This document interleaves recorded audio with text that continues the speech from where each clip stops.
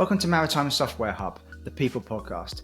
I'm Callum Beaumont, the founder of Cordell Beaumont, which is the recruitment agency that powers the podcast. In this episode, my colleague Daniel Duggin sits down with Panteleimon, who's the Chief Operating Officer of Ulysses Systems. Pantelis was the second hire at Ulysses. He's been with the company for over 20 years, so he has so much experience and a real kind of fascinating background and journey throughout his kind of early years in maritime and then throughout the digital kind of boom that has been in recent sort of times. So they're going to discuss the role of Chief Operating Officer, dive into a little bit about the key traits that he feels are kind of important to have within that sort of role. So trust you find this useful. Thank you again for tuning in and look forward to speaking again soon. Thank you. So Pantelis, thank you so much for joining us today. I really appreciate your time. I know you've been a busy man traveling a lot recently, but yeah, excellent to have you on the show. What would be great for our listeners would be just to get a bit of an introduction to yourself and also tell us about Ulysses Systems. Yeah, I'll start a little bit with me. I've been in Ulysses since the start. My payslip is employee number 2. And what you need to also understand is that we've got a lot of people in our company that have been around for maybe 20 years, 25 years, even in our office in India. So we started from being just 2 people, and now we are over 60 globally. We have an office in India, we have an office in London, we have an office in Greece, we have a sister company in the States. We've tried having offices in different places in the world, so we have tried a lot of exciting things over the years. Now we have settled down to a really good modus operandi in terms of providing an exceptionally good service to the clients, which I think is important. Our mission has been to develop software that remains relevant over the years, that is easy to upgrade, it's easy to configure, and it's easy to maintain. So even though we have been around 25 years, we still have some clients from the very first day when we were around, and they have been upgraded to the latest and greatest technology. Yes. We invest a lot of money in technology. We have a lot of patents. You're not going to see a lot of shipping software companies that have patents. We have patents. If you log on to our website, you'll see where they are, but we have lots in the States and in Taiwan and India and all over the place. The patents are related to our software and how we model our software. We model the real world, and then we pick up the data. And our main focus has been to be able to not only make easy to use software, but also to make software that integrates well. IoT has hit us with a very big bang. You can't ignore it. There's way too many good modules and software solutions that are small that provide a lot of value that you need to integrate your software with. So this idea of just buying one integrated suite and selling it is a little bit like the James Bond movie. I don't know if you remember where was it M that told James Bond that he's a dinosaur or something like that. Yes. So the concept of buying software from one person is back in the dinosaur age. So it's at the Jurassic age or something like that. So our software, very far ahead of the curve, right? With maritime technology, maritime software, to be around from 1996 that Ulysses was founded. Yes. And as a company, we were officially listed in 1997 in London. Okay. Yeah. But before that, the investors. Let me tell you a little bit about the investors, because the company is as good as the investors, really, in the long term. Sure. The investors have been in shipping since the 19th century. They're a very well-known company. Family members have been presidents of the Greek Ship Owners Association for a number of shifts. They invested heavily in shipping, and they just wanted to start a second vertical. So we're here for the long term. We're not here as a sort of a startup and bust up company where we do well and we sell ourselves to somebody and then disappear and go and live in the Bahamas. We want this company to be around for our children and our grandchildren, just like the shipping company was around for the children and the grandchildren. And generation to generation. And I think this has also infiltrated into the people we have and the retention rate we have. If you check the retention rate we have in India, is incredible. We have people in our India office for more than 15 years, developers in an India office for more than 15 years. Wow. So that tells you about both how interesting the technology is, as well as the conditions and the culture.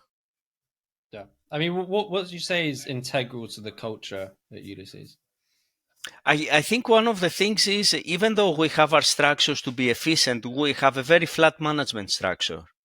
Okay. Yeah, so you can talk to the owners of the company by just picking your, calling them on Skype, and they will reply to you. That's great. Yeah. So everybody feels that their voice is heard. Okay. Yeah.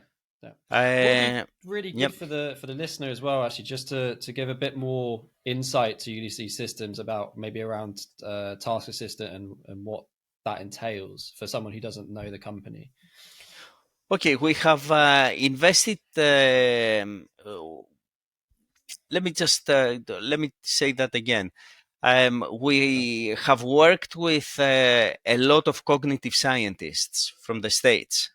Oh wow! Okay. Yeah. Cognitive science is effectively it's a science that tells you how you learn things.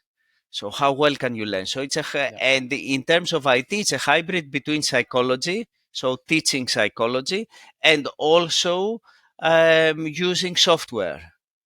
And how you put technology and psychology together to make easy to use software. So what you try to do is you try to look at people and see how people learn. So for example, the first time you go into a McDonald's, you will go into or another fast food restaurant, you will go into the fast food restaurant, you will see that they don't have tablecloths.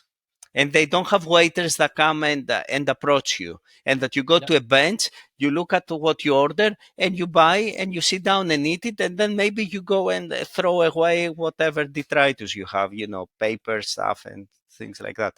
Next time you go into a similar restaurant, your mind and your concept is already preset in a restaurant that doesn't have tablecloths and has a bench where you go and order. You expect to receive fast food.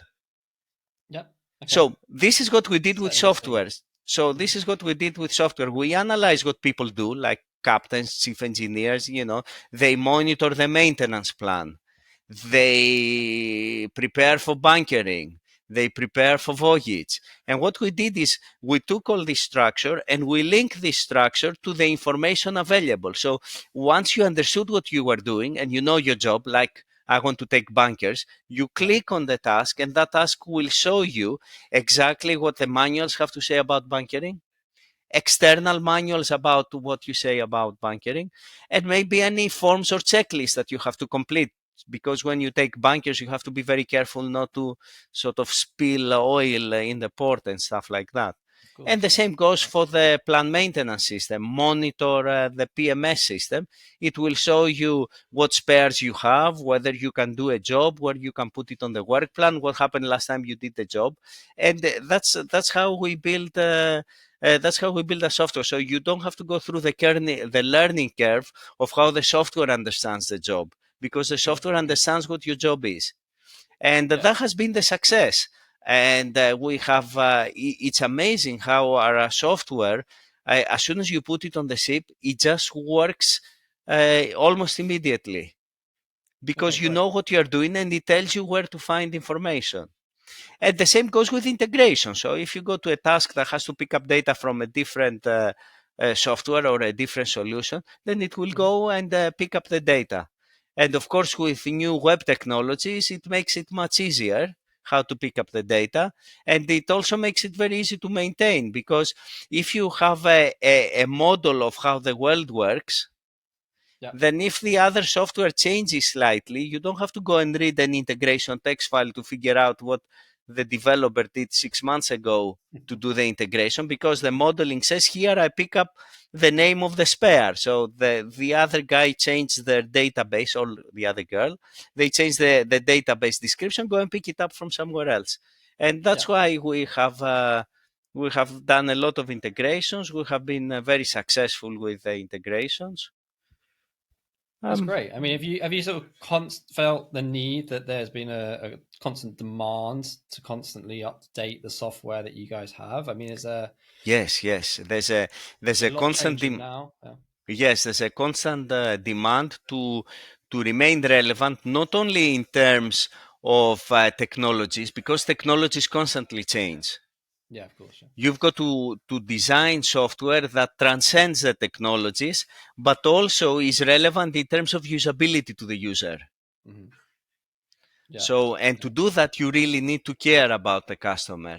And I think it's also important to, at this stage, to point out that almost everybody senior in the company has started in the support department.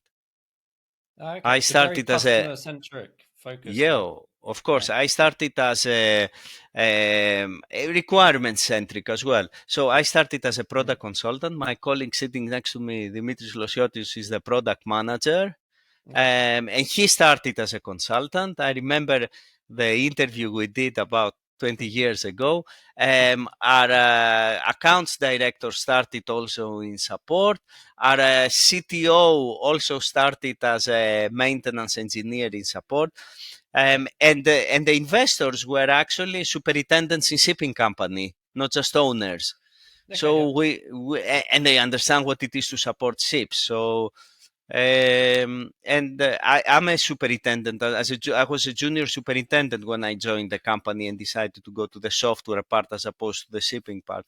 So we all care about what we are doing, and we try to provide meaningful solutions to people, even in terms of support. So when somebody asks you, I have a problem with this thing on the ship, then you have to put yourself in their position and try to provide an answer that they would understand at their level, as opposed to you just sending a cookie cut response that, say, a big Californian sort of company would do. You can think of a couple of those. Yes, I made a mistake before to mention a name of a company, so I'm not going to do that again, I hope. No problem. That sort of leads me on to the next question, though. You mentioned your background within maritime. I mean, what made you join Ulysses? What was the inspiration behind joining and then also staying for over 20 years now? Okay, so from the days when I was at university, we started looking at sort of how computers help engineers. You know, you can't avoid knowing how to use computers. So I've had at least a, a, a laptop with a certain fruit on it from when I was sort of a teenager. But I always wanted to become an engineer, and then at some point I decided to join a shipping company. Back then, I remember there was an option to go to ABS and become a surveyor. Oh wow! Okay, but that was not as exciting. So I started working in a ship repair yard as a fitter. You know, like the guy that jumps into the bilges and stuff like that. Then I knew our founder, Dimitris Liras, because I remember my father and Dimitris worked at another shipping company together. So I knew him, so I was always in contact with him. And when I joined as a superintendent, there was a problem on the ship, and I went to figure out what's wrong with this pitch propeller. So if you are an engineer, you know pitch propellers are full of problems. If you are not an engineer, just imagine they are. And they gave me a whole set of floppy disks. Which was quite exciting, because back then the floppy disks were Windows computers, and I was used to Macintosh, so that was the hardest learning curve. But once I installed the software and realized what it was doing, I think I got hooked, It's okay to fix equipment and let the ship go to a charter party and then come back and travel. But the actual excitement to make somebody's life easier and the value you get as a person is a lot more important than just to fix the ship. Yeah, of course. And at some point we felt we were actually back then, the difference between our software and the other software was like, you go into meetings and people would say, oh, I understand this software. And they were the kind of people that if you ask them, can you move the mouse to the top of the screen, they would physically pick up the mouse and put it to the top of the screen. But then they understood what is this task orientation concept. And that was a really, really exciting moment. So that's how we got stuck with it. And as we also had the expertise of how ships worked, it also made it easier to explain to the different people of why this is useful. And then, of course, we taught all of our colleagues how to do the same as well. Did you find any real challenges with getting people to understand what the product was actually doing and how that was going to change their life on board? Or was it something that they really embraced and they were like, oh, well, this is great. This is something that we can see the value of it from the beginning? Okay, there were a lot of challenges because back then we didn't even have, all this constant connection with the ships. You didn't have it. So you had to become like a magician to figure out how to support somebody by emails on computer problems. So we had some exciting moments. I remember going to Napoli to install the software back in 2000.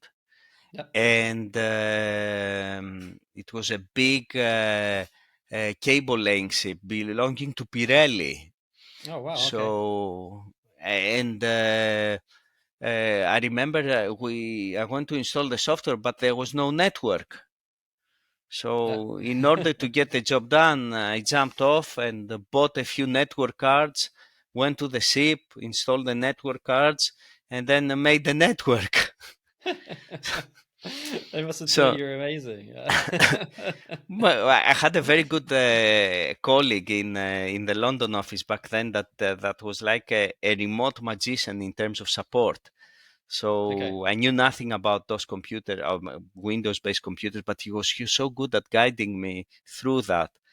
And as soon as, those were the difficult bits. Once the software was installed, it's quite easy for people to pick it up because it was their job description. Every captain knows that if you read manage bunkers, that he's going to find information about bunkering. If you see another section that says monitor work plan, this is where you're going to see the PMS. If you look at another task that says requisition spares, that's where you're going to buy spares. So that bit was very easy. Great, yeah. The difficult bit, and because everything you did, regardless of the module, works through that pattern, it was very easy to train them, and you got them on the side because as soon as you show them something that shows that you know what they're doing, you have them hooked. Yeah, of course.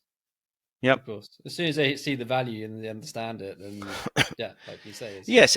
Some people rightfully were afraid that they might lose the job because as soon as they see technology, people get scared. But most people understand that at the end of the day, technology makes your life easier and you can do a better job with it as opposed to lose it, because any skilled person is always useful in any environment. Like you say, it's there to assist rather than replace. So yes, of course. Yeah. Of course. Yeah. It's there to help you do better. Assist. I will use that if you don't mind. It's there to assist. I've never thought of using that word. So it's quite interesting. You mentioned your father. So I assume he had a maritime background, did he? My grandfather was a captain. My father was a chief engineer and a superintendent. My uncle was a chief engineer and superintendent. His sister was married to a chief engineer and superintendent.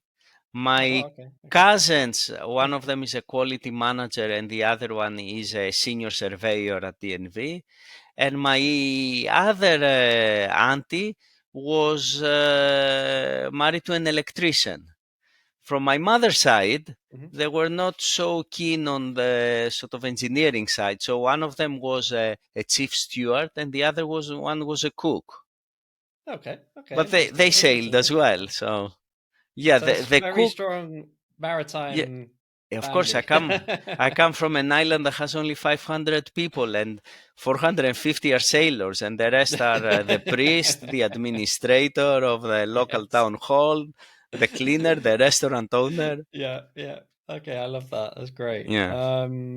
Okay, so that's very interesting. But what I see was your role within Ulysses obviously developed over the years, like you say, starting Mhm. off with the more customer facing everything, and now as chief operating officer. Um, so how would you describe your role as COO? What does that sort of look Okay. like on a day-to-day role within Ulysses? Okay. So the key thing is to make things roll smoothly without Yeah. becoming a barrier in sort of blocking things you don't understand. So the company has to move Okay. forward. Yeah, of course. The CEO and the owners provide us effectively the mission, and you can go to our website and see the mission, which is easy to use software, that software that integrates well, software that upgrades well. And I guess my role is more to implement the vision, which is to take the mission and ensure that it works, and try to be on top of as many things as you can without uh, interfering with them. You know, quite often as a COO, you might be asking too many questions and holding things back. So Yeah, you have to be for on sure. top of things so that you don't hold your colleagues back by you trying to understand what they're doing. You need to understand what they're doing. So how much of your time would you say is spent between being sort of client facing and then internal with the rest of the team and making sure everyone's on the same page? Is it like a 50-50 split, or do you think you're very much more Yeah, customer you are reading centric my or mind, aren't you? So that means that tells you about how good you are a recruiter, I guess. Yeah, I have to So understand it. I think we've spent quite a lot of time together in the past, so yeah, I'm learning. I'm constantly learning. yes. Okay, all Yes, right, great. And then I like going. I like going to meeting clients. First of all, you yeah, understand how things are yeah, changing. yeah. I mean, You there's been meet I them. think the You last 5-10 years has been very interesting for the software space, especially, right? Yes. And especially now that a lot of companies have invested a lot in software, and not only Yes. do they understand what is so easy to use software, but also they understand the business plan of your software company, because choosing software is a little bit like choosing a lawyer. Okay. I'll Good way tell to you look at why, because you don't know how good the lawyer is until the case has finished. it. Okay, and the software, quite often people don't understand how good the software is until they've used it for 2.5 years, 3 years, Yeah, and of only course. then do they know how good it is. So it's like it's very well. It, it's a little bit. I'm trying to use the correct word because I have a word that I'm not going to use on the podcast. It's a little bit like. It's a reference business, really, software. So Okay. especially in shipping, Yeah. and because you have different levels of education on the ship, so the captains on the sort of LNG ships are well. Are almost experts in IT. They can do Excel spreadsheets, they can do all kinds of things. Mhm. And then you have captains in smaller ships that have very little IT experience, and you have to cater for the whole of that sort of space. You say it's a Uh, big variation there. Yeah. yeah, Yeah. it's a big Okay. variation, and quite often now you go into a client and you explain to them that they understand that they need to buy software that is configurable and customizable to their needs, Yeah, but of course. that customization has not made a separate version of the software just for them, because that's too expensive to maintain. So in our Okay. software, everything is configurable with a business model, so that when the new version comes, you can upgrade them very quickly without having to redo the software. Sure. Sure. Okay. So quite often for an inexperienced person, and you can see that on our LinkedIn page, buying software is like getting 2 tons of cement. So everybody can just drop 2 tons of cement on your door, which is free, and they give it to you for low cost.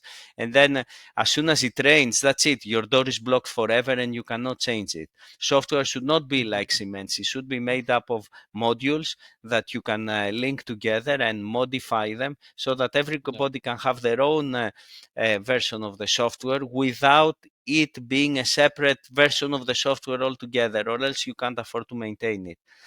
And the model that Silicon Valley has been using, whereby big banks, for instance, buy big systems and they spend millions to implement them, works for them simply because the ROI of for a bank or a manufacturing company and the assembly line breaking down is more than 50%. Whereas for SMEs, the ROI of using software is a lot smaller. Sure. So you can't afford to put in the same kind of resources that the bank would do to make custom software just for them.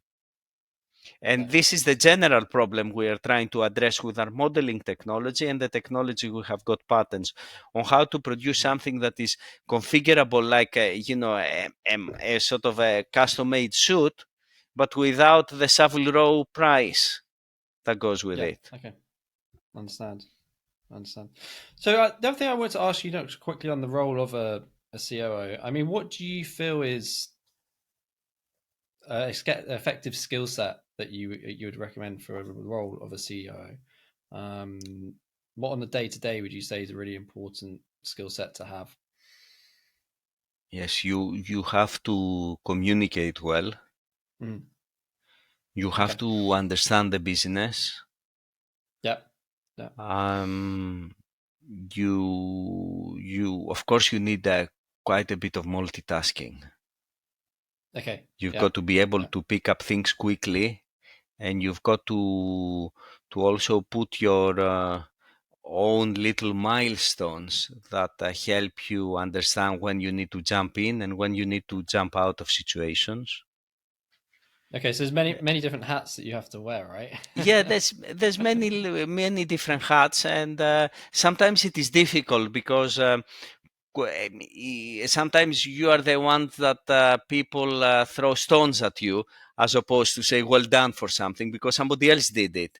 But if you know what you are doing, then you get the satisfaction yourself. So do you think it's a role where you need to be quite thick-skinned as well? You need to have that temperament. You need to be able to take things as they come, rather than getting credit for your work. You kind of guiding the ship, and the overall performance of everything is that's when you get recognized. First of all, you have to have an objective methodology whereby you go back and look at the decisions you did last year and maybe the year before and the year before, and try to think whether you had made the right decisions and try to improve yourself based on that. And is that something you do quite a lot? You go back and reflect on. Yes, of course. You have to go back, because that's how you learn. Nobody else is going to teach you these things at this high level in the company.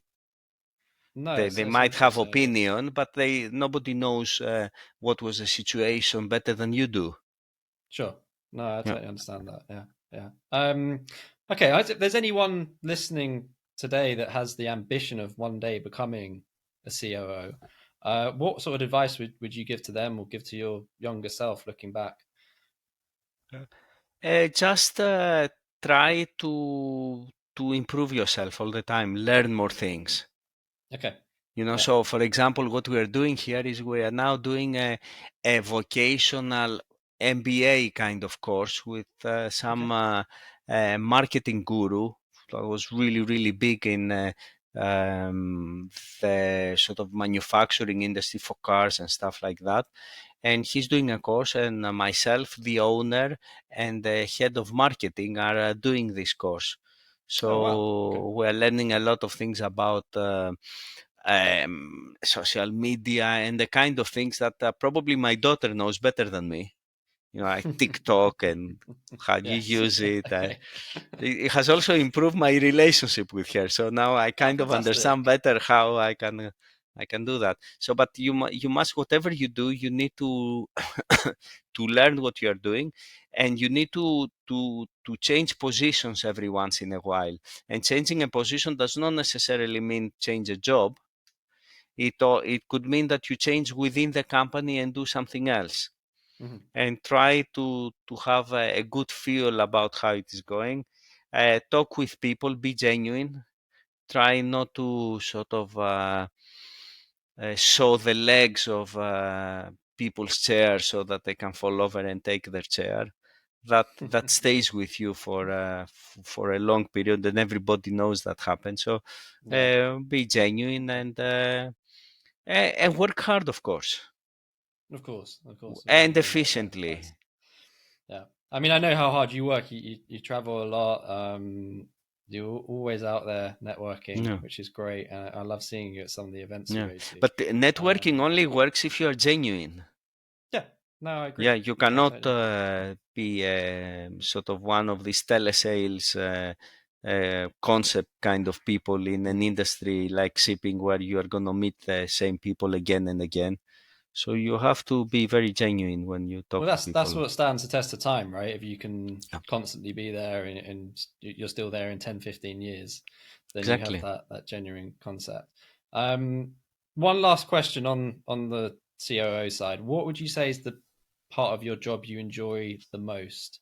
I mean, I know we've mentioned that you do a lot of traveling, you Yes. get to see a lot of different people and learn their thoughts and everything. But what would you say is the thing you enjoy the most?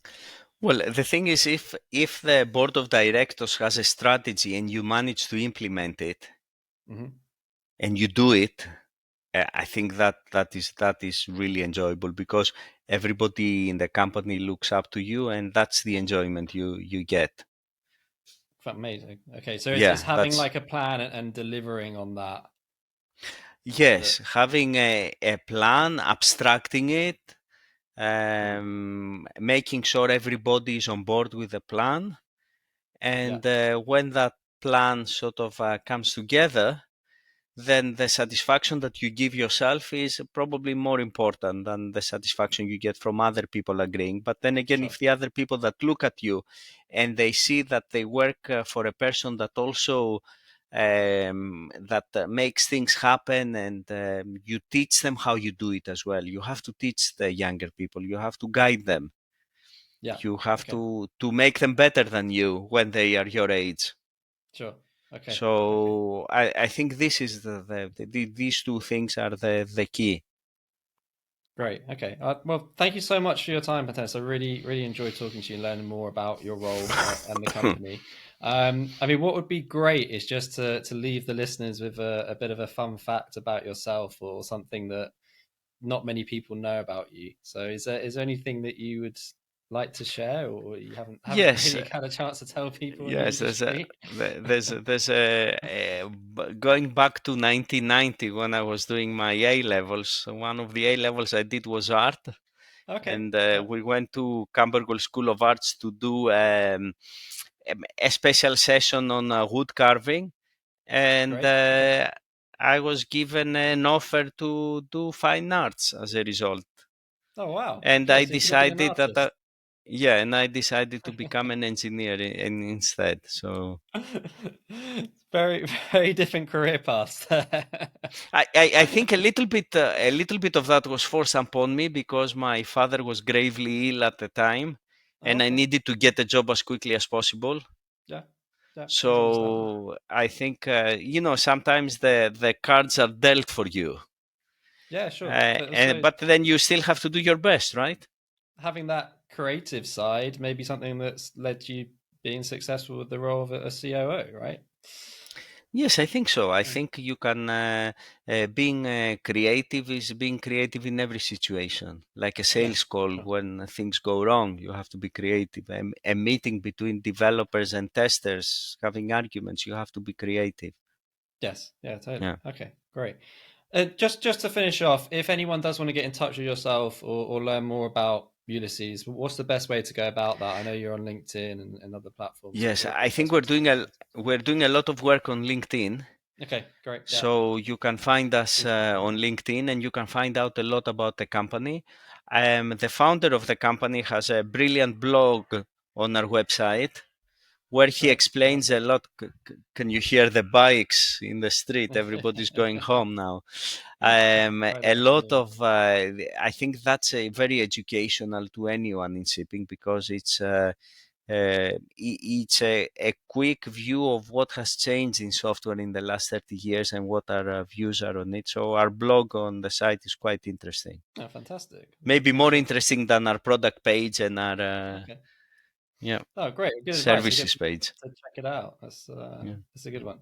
Great. Well, yeah, thank you so much for joining, Pantelis. I know you've had an Okay. incredibly busy couple of weeks, so really appreciate you taking the time for us. It's been really interesting, and I'm sure I'll see you again soon, whether it's in London or one of the other digital shipping events that we go to.